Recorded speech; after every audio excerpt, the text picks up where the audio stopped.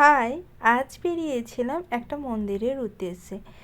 অবশ্য সেখানে পুজো দেব বলে স্নান টান করিয়ে বেরিয়েছিলাম আমরা।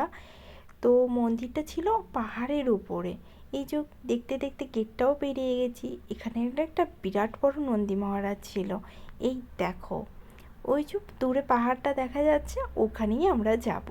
অবশ্য পাহাড়টির অনেক উপরে ছিল মন্দিরটা। আমরা গিয়েছিলাম বিষ্ণু মন্দির। এখানে অনেক ছোট ছোট অনেক মন্দির আছে, কিন্তু উপর থেকে দেখো ভিউটা কত সুন্দর লাগছে। আর ব্যাঙ্গালোরের ওয়েদার তো খুব ভালো। এখানে একটা ছোট্ট মন্দির আছে।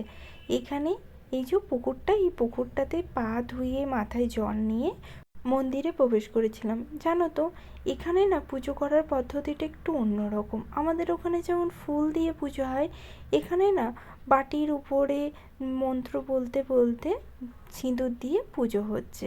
এই দেখো বিষ্ণু মন্দিরটা। আর এখানে না একটা কচ্ছপও ছিল এই জলটার মধ্যেই।